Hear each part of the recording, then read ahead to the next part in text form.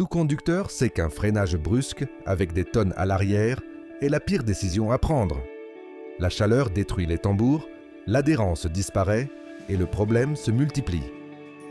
Maintenant, applique cette logique à 700 tonnes filant à 300 km à l'heure avec une gare à 6 km qui n'est pas encore visible. Les freins à disque sont là, oui. Mais dans tout ce processus, ils ne feront pratiquement rien.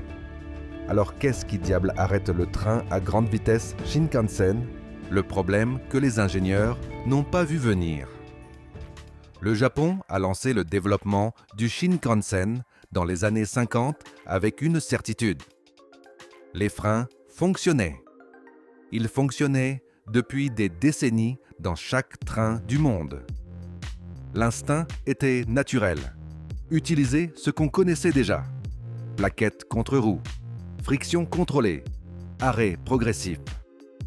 Le problème est apparu lors des tests à grande vitesse. Au-delà de 200 km/h, la chaleur générée entre la plaquette et l'acier de la roue n'avait pas d'issue. Elle ne se dissipait pas, elle s'accumulait. Et l'acier, ce matériau qui résiste presque à tout, commençait à se déformer sous sa propre température. Les ingénieurs ont fait face à quelque chose qu'ils n'avaient pas entièrement calculé. Ils essayaient d'arrêter un projectile de 700 tonnes avec la même logique que celle qui arrêtait un tramway urbain. L'échelle change tout. Ce qui fonctionne à 60 km/h devient un problème structurel à 300. Et là, durant ces tests, il est devenu clair que les freins conventionnels ne nécessitaient pas d'amélioration. Ils devaient être remplacés par quelque chose de complètement différent. La question était pourquoi. Comprendre le pourquoi était la seule issue. Pourquoi la physique détruirait n'importe quel frein conventionnel?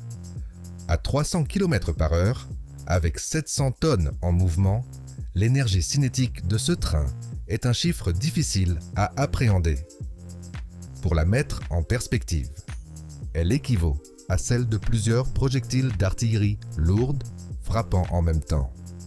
Tout cela doit être absorbé. Tout cela doit être transformé en immobilité.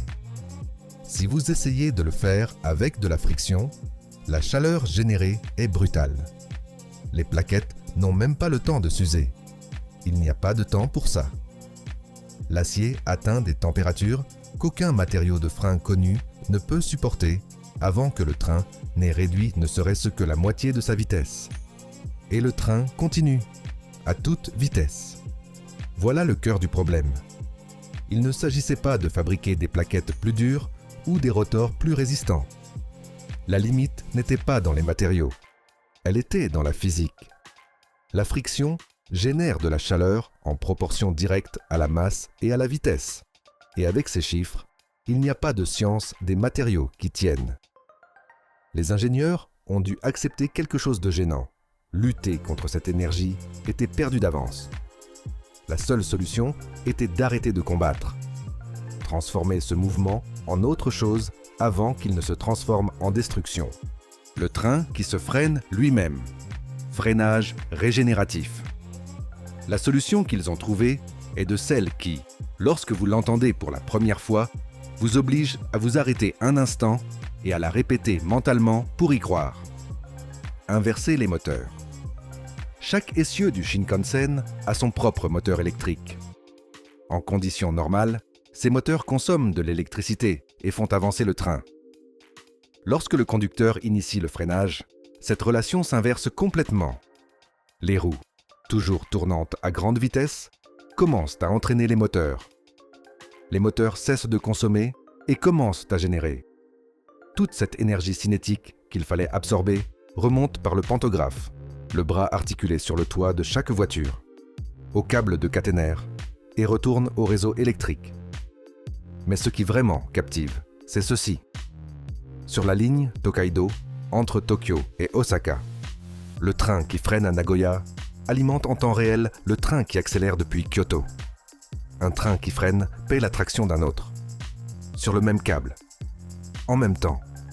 Ce système absorbe la vitesse depuis les 300 km/h jusqu'à près de 100 sans qu'aucune surface ne frotte contre rien. La majeure partie du travail résolu sans usure, sans fumée, sans chaleur dans les roues.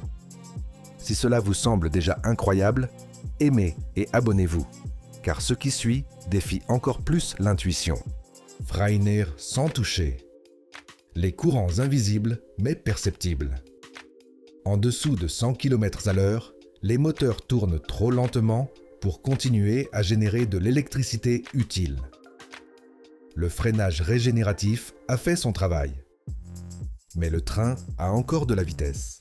Et c'est là qu'intervient quelque chose qui semble sorti d'un autre siècle.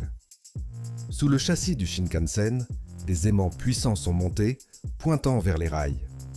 Quand ces aimants se déplacent sur l'acier, ils induisent des courants électriques en spirale dans le métal lui-même, les fameux courants de Foucault.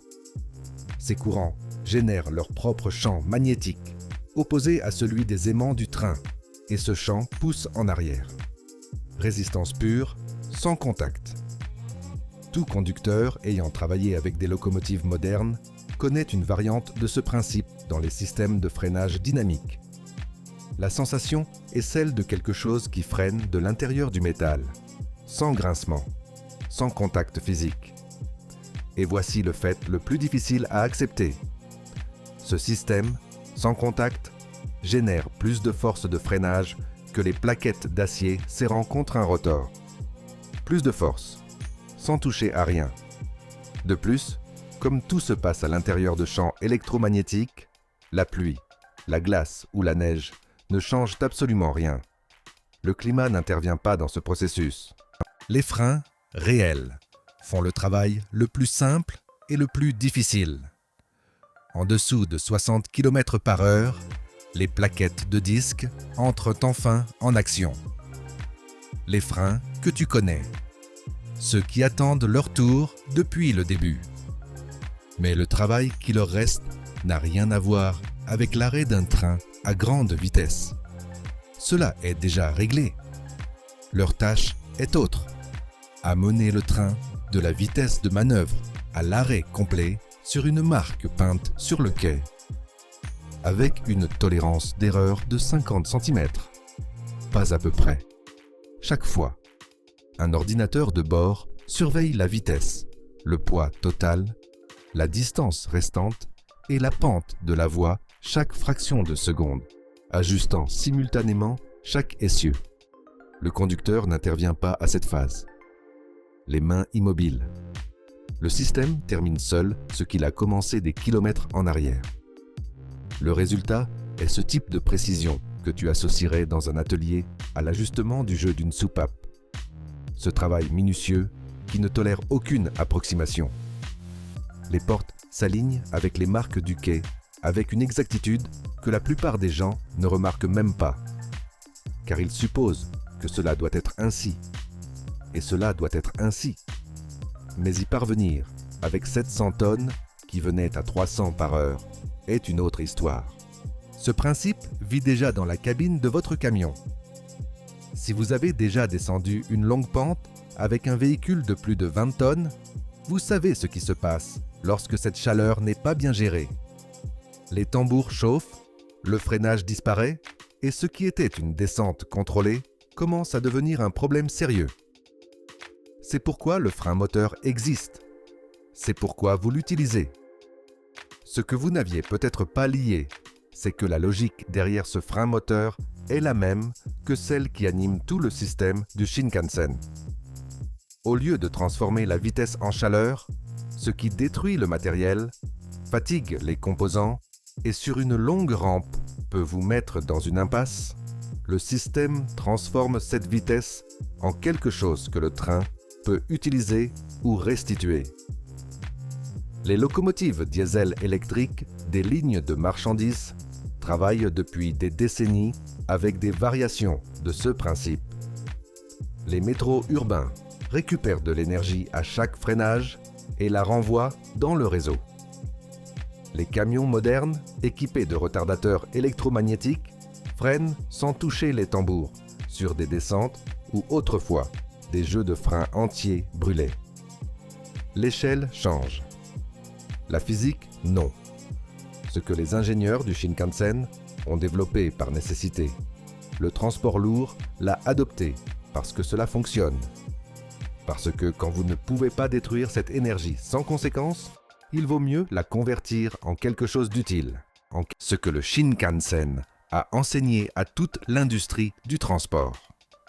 La prochaine fois que tu verras un train à grande vitesse entrer en gare et s'arrêter précisément à la marque, sans grincement, sans fumée, sans le moindre signe d'effort, tu sauras ce que tu observes. 6 km de séquence, 3 systèmes distincts, chacun actif dans la plage où la physique le rend utile, chacun cédant lorsque le suivant fait mieux. Les moteurs qui transforment le mouvement en électricité, les champs magnétiques qui freinent sans toucher, les plaquettes qui terminent le travail avec une précision d'atelier. Aucun de ces systèmes n'a défié les lois physiques. Ils ont appris à travailler avec elles. Et c'est, en fin de compte, ce qui distingue l'ingénierie qui dure des décennies de celle qui se casse à la première exigence réelle. Pas la puissance, pas les matériaux. La compréhension de jusqu'où tu peux pousser avant que la physique ne te rende le coup. Dans le transport, cette leçon vaut pour toute machine qui déplace du poids de manière sérieuse. Et ce n'est pas tout. Si la façon dont s'arrête un train à grande vitesse t'a semblé intéressante, alors cette vidéo va vraiment te laisser bouche bée. Regarde-la pour ne pas te le faire raconter.